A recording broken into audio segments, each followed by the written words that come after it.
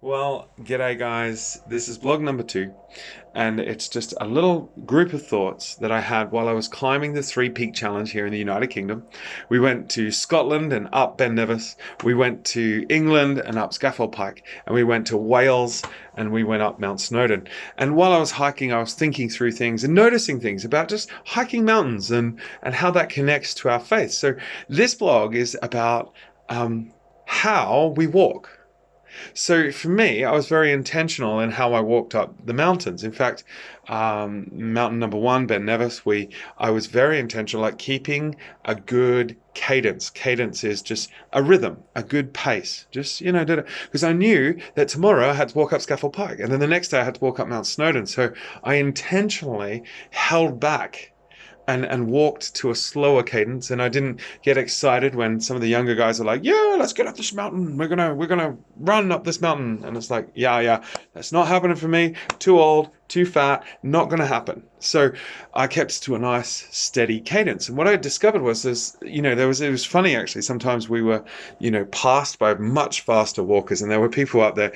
I remember I was coming down Mount Snowdon, and this guy was just passed us like we were standing still.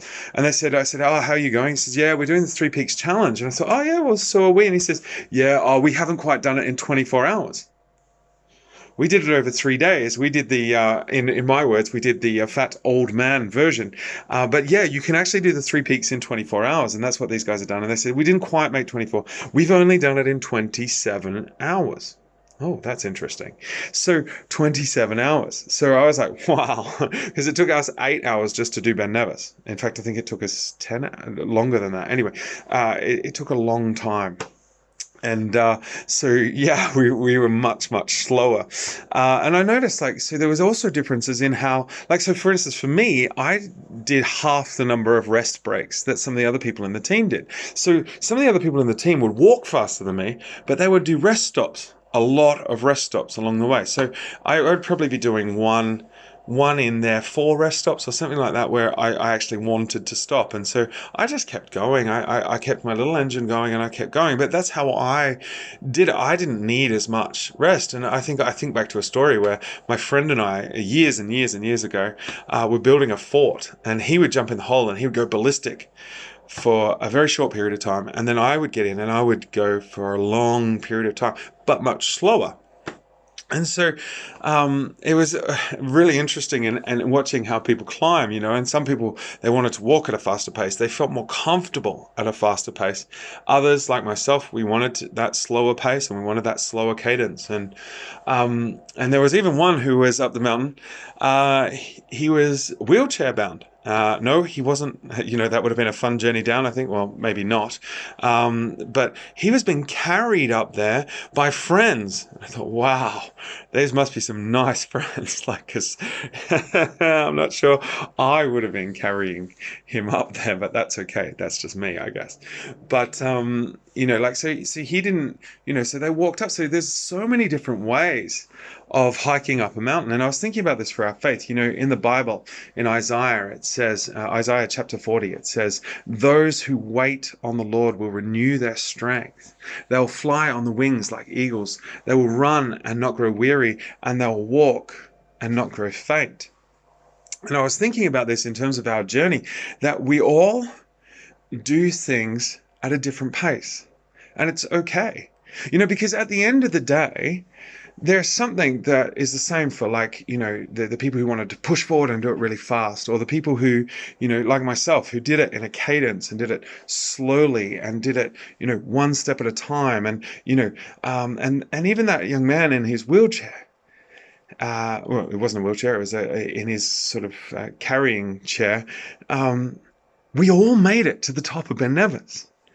It didn't actually matter that some were faster and some were slow. Do you know what? The achievement was still, we all got up to the top of the mountain, and it didn't matter. You see, I think the only time it would matter is if I tried to go too fast and I didn't make it up the mountain. If I tried to walk at, say, one of the other guys in our team, he had an extremely fast pace. And if I tried to walk at his pace, I would never have completed the Three Peaks Challenge. I can tell you that now. I would never have completed it. So if I had tried to go at his pace, at his speed, I would never have made it. You see, but we all made it to the top of Ben Nevis, Scaffold Pike, and Mount Snowdon. We made it, and that's the point. Like that's the achievement, not necessarily the speed that we did it in. And I think the impressive one is the young man who was carried up because he managed to convince his friends to carry him up. Wow, that was, whew, that's amazing, and so that's the thing about it is like in our journey, we often look at other people and we go, oh, but I need to be going at their pace, or I need this, or I need to. Well, no, you don't. Like one of our hikers, as they were coming down off the mountain, they were injured and they were limping, and sometimes I think that's like us in our Christian walk.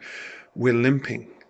But do you know what? They still achieved, even though they didn't quite do it at speed. And even though they didn't do it at the end, they couldn't say they weren't injured, they still completed the task. And they limped along. And I think sometimes in our faith, we'll find times when we are able to soar on the wings of eagles. And we're like up there and we're going, woo, this is amazing. This journey is fantastic. I'm just, following Jesus is the easiest thing in the world, and we're thinking this is great. And then there are other times when we're just running along, things are clicking, but we're not quite soaring up there, but we're running. And then there are times when we're walking. And we're not growing faint. We're just walking through. We're not going fast. And maybe it's because we need to deal with things. Maybe it's because we know there's a big thing coming up and we need to just keep our pace steady. Just keep going through, one foot in front of the other. Just keep walking through. But I think I remember a friend of mine, he spoke at our wedding. His name's Steve. And he said this, at the moment, I just feel like I'm trudging for Jesus. And I think there is an innate healthiness in trudging for Jesus, one foot in front of the other, just pushing through and going, actually, in this period, at this time, in my life, in my journey with God, it's a trudge. I can't run. I'm definitely not going to be flying on the wings of eagles. I'm not in the right space. I'm not in the right frame of mind for doing that. But so often we can look at other people's journeys and go, well, hold on a second. Why aren't I running? Or why aren't I soaring on the wings of eagles? And let me tell you, soaring is awesome, but it's for a time. Do you know what I mean? Like it's not, if you continue to just keep soaring, you'll find yourself, stuck, I think. I think there are times when you have to actually put some distance in your faith, actually put some miles down in terms of using that analogy and saying that actually at this time in this space, I'm not going to be flying around on the wings of eagles. It's not going to be a mountaintop experience. It's just going to be the flat, solid cadence walk, stepping, continuing, moving forward. I think that's the thing about following God in our life. As we live our life, sometimes it's just a matter of going, I've got to push through this. I've got to get through this. And there's certainly times like that where my cadence dropped on Scaffold Pike, especially. I think I've already said how steep that thing is. My cadence dropped right down. You could only say I was trudging because of the steepness of what I was tackling. If I wanted to get to the top, I had to trudge. And I think that's the case. Like we want to get to the end. We want to get to that moment. I think I said this the other day, like getting to the top of the mountain is it's an amazing feeling, but it pales into insignificance to getting to heaven. Having Jesus hold out our arms and embracing us and just saying, well done, my good and faithful servant. And sometimes as we walk on that journey, we have to trudge through the hard stuff, through the tough stuff. Sometimes we have to deal with stuff in our walk. Sometimes we have to walk with a limp because we know actually, perhaps there's something in our life that needs to be dealt with, but we don't have the space to deal with it right now, or God's not dealing with it right now. And so we just have to keep limping. Paul talks about this. He says, I have a thorn in my side, and I ask God to take away, but I'm limping with it in my walk, in my life, in my faith. And so I think that's one of the things that we have to do. The important thing is, I guess, and this is the important thing, is, like I said earlier, if I had tried to be somebody else on the side of that mountain, I was never going to make it. And I remember once I bumped into this guy and, and he had just taken over a church. And he was clearly in his 20s. And here I am, I'm in my 40s, and I've only just started to lead a church congregation, sorry, a church congregation. And I think, why, he's done it so much faster than I have. But my journey is my journey. And it doesn't matter because we're still both going to get to heaven. Does that make sense? I hope that makes sense. That, like, we're still going to make it to heaven. We're still going to meet Jesus. We're still going to get that hug. We're still going to do that because that's the ultimate goal. So it doesn't matter that my journey's taken a number more years than this other young person, and it doesn't. And see, there's that phrase that says comparison kills. I don't think we fully understand how it kills, and I think sometimes in church life we go, this is the way that you do it. And we try to get put into the, like churches, sometimes we do this as much as we try not to do it. We do it. We say, you need to get in this box. Like, and one thing for me, I struggled, especially with reading growing up. I'm not so bad these days. But when my faith, and it was based, and the leaders kept saying, you have to read your Bible more. You have to read. But my faith, like my position in life, I wasn't a good reader. And so when they made faith based on me reading my Bible, and I look at these other people who say, how many hours a day do you read your Bible? And I think, wow, these days, yeah, okay, I'm okay. But I needed to work up to that. I needed to strengthen up to that. And it wasn't something that just happened. It was something that had to, grow into. It was something I had to trudge in for a while. It was something that I had to work on. And you look at some other people and they go, oh, I spend 2 hours in prayer. I'm glad you had that time. I'm glad you had that space. And I think, wow, that's running so much faster than I am right now. That's okay. That's okay.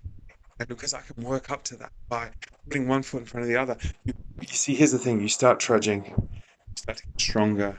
You can perhaps have a limp, and you sort that limp out, and then you start to walk. And then you start to run, and then you start to soar. But you can also go the other way. Sometimes we're soaring, and then God says, we want you to change track. We want you to go this way. And that means relearning a whole bunch of stuff. And so you find yourself walking again, and that can be one of the most frustrating times of your Christian walk, because you're going, I'm learning to walk again, but I was flying before. And here I am walking again. And I'm in a period of time like this now myself, where I'm just relearning to walk again. And it's good. It's interesting. It's fun. But don't let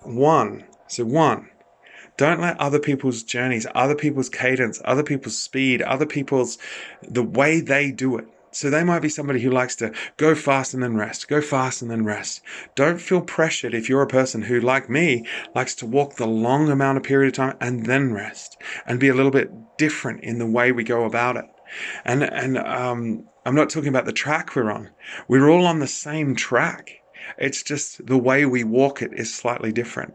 And that's okay, because God made us who we are and individuals. And as long as you're going deeper, as long as you make it to the top of that mountain, that's all that matters. So I'm thinking of that. I'm way over time. I'm supposed to only go 10 minutes. So I'm way over time. But I'm thinking of that verse where it says, who cut in on you? And I think sometimes it's our own eyes where we look across and we think we need to be like that. No, we need to be like us, improving by the power of God and moving forward in these things. So, yeah, don't let others dictate your pace. Don't let others tell you how to walk your walk. Because the only person who really knows how to walk your walk is you. So, anyway, blessings. I hope that helps. Give us a like, give us a subscribe. Let us have a comment down the bottom. I'll try to get back to you with any answers or questions, and see what we can do. But yeah, so thanks for watching.